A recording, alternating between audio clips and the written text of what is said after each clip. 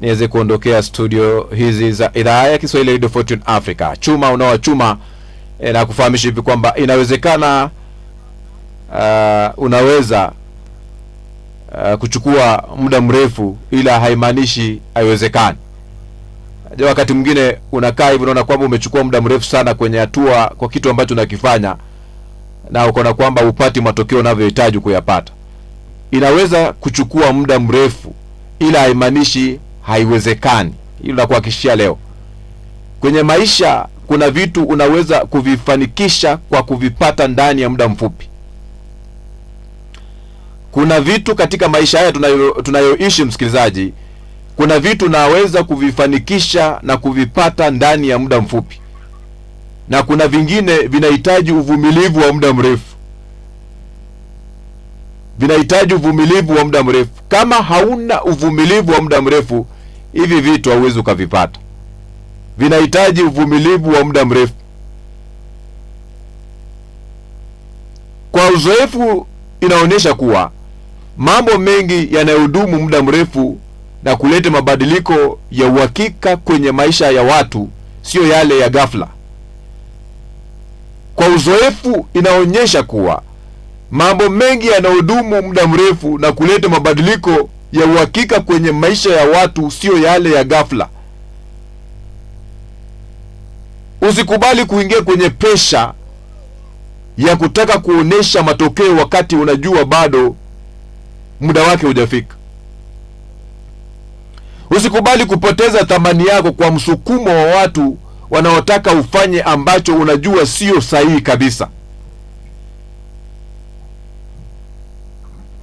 Kama una uhakika wa unachokifanya, punguza pressure ya kutaka kuonyesha ama kuonekana. Punguza pressure tu.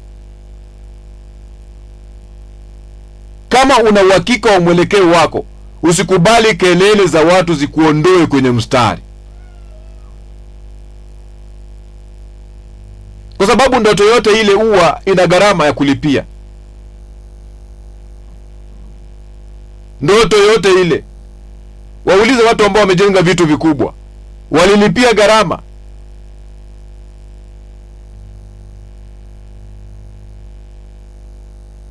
Kwa sababu kuna wakati mwingine unaweza kuambia watu matatizo yako, na kuna wengine watawafanya yawe makubwa zaidi. Wewe una wazo umeweka kwenye meza, utaeleza watu, watalifanya liwe kubwa zaidi.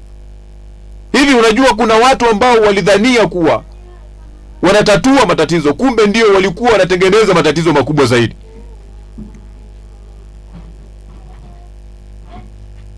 Kwanza epuka watu kuna kile kitu ambacho kinaitwa Kiswahili sanifu Tanzania, kukupakanisha. Kuna watu wa kukupakanisha.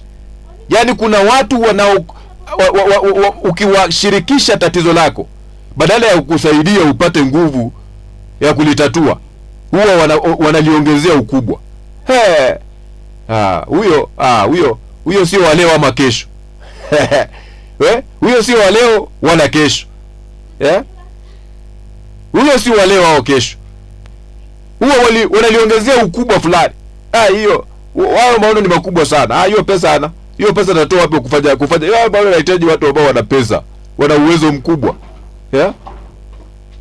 Wataliongezea ukubwa fulani. Ushamaliza tu kuongea na wao tu namna hii, basi wamepata topic. Hata zile nguvu ndogo za kutatua ulizokuwa nazo zinakuwa zimeisha. Hata zile nguvu ndogo ambazo ulikuwa nazo zitaisha. Pili, epuka wale ambao ukiwashirikisha basi wanaanza kuwaambia hata wasiohusika. Wanaanza kutembea, watapiga simu Kisumu, watapiga simu Mombasa, watapiga simu Garissa, watapiga simu Lodwar. Yaani watapata topic ya kuzungumza. Umewashirikisha kwenye jambo, lakini sasa hawatakujibu wao moja kwa moja, lakini watapata credit ya kupiga simu.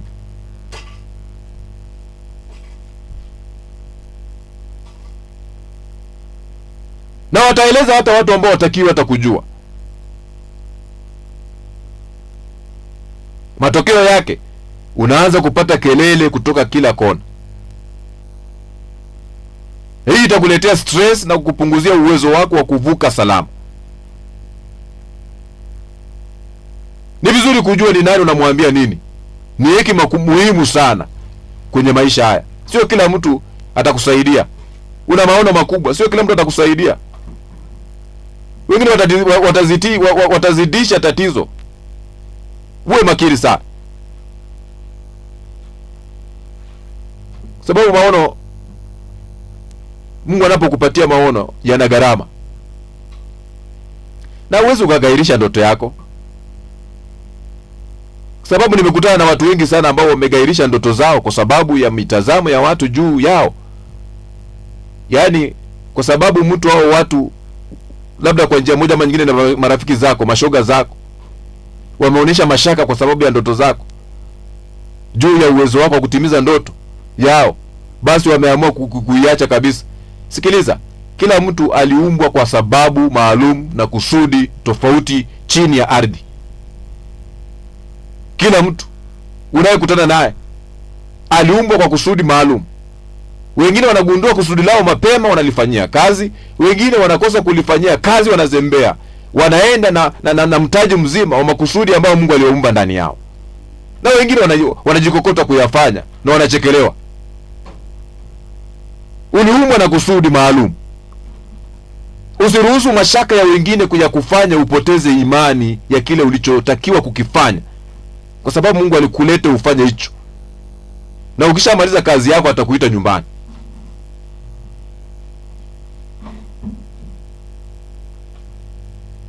Mimi kama Kantona Joseph, kile Mungu aliniita kufanya, nikishamaliza kuimpact watu, kuempower watu na kuinspire watu, ataniita nyumbani. Maadamu bado ningali hapa chini ya ardhi, lazima nifanye makusudi ya Mungu, kwa sababu aliniumba kufanya hayo makusudi.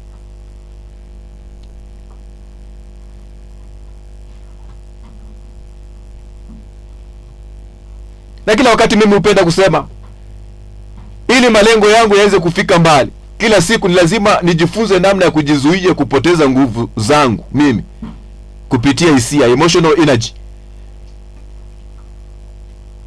na nizitumie kunisaidia kusukuma malengo yangu mbele. Ningependa kukushauri hivi, kila hisia unayoionyesha katika maisha yako ni njia ya kutumia nguvu uliobeba ndani yako. Ile nguvu uliobeba ndani yako inajidhihirisha kupitia, inaitwa emotional energy. Kila siku kuna hisia za aina mbili unakutana nazo. Unapoamka asubuhi utakutana na hisia ya kwanza, ni hasi. Hii inakuambia haiwezekani, hata hakuna haja. Wewe kama hujawahi kukutana na hii hisia, mimi nimekutana nayo mara mingi sana, hata hakuna haja. Alafu hisia ya pili ni hisia chanya. Inaniambia bwana, inawezekana. Wewe amuka tu, wewe sukuma tu, wewe fanikisha tu. Hisia chanya kama vile ya furaha, unacheka, unakuwa na matumaini, huwa zinakupa kasi zaidi ya kufanikisha katika kile ambacho unakifanya, ambacho Mungu alikuita kufanya hapa chini ya jua.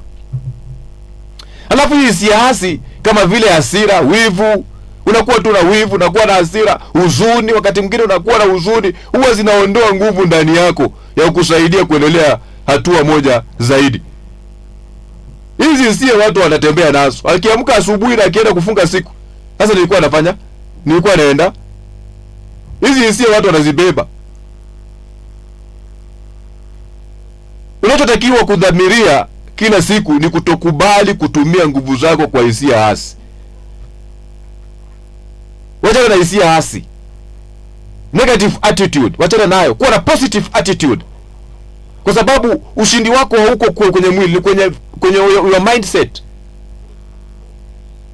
Hii inamaanisha kwamba mazingira ya kukulazimisha kutumia hisia hasi hayatakuja.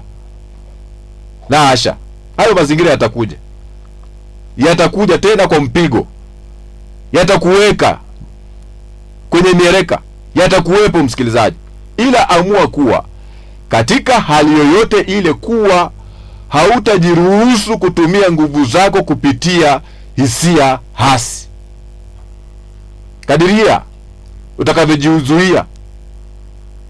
Unajizuia tu kuwa na hisia hasi za hasira, wivu na watu, kuropoka, kugombana na kadhalika, ndivyo utakavyojikuta unakuwa na nguvu nyingi kutumia katika kutimiza malengo yako. Kumbuka kuwa huwezi kuzuia yanayotokea au watu wanavyokufanyia au wanavyokusema, ila unaweza kuzuia unachofanya kama mwitikio, reaction.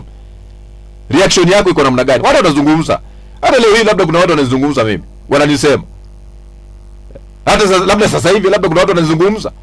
Sasa utazuia watu kuzungumza? Wacha wazungumza, wako na mdomo wa kuzungumza, wako na mdomo wa kusema, lakini reaction yako tu, wazo utakavyosikia wanavyosema, ndio itabeba kama utasonga mbele au utakwama.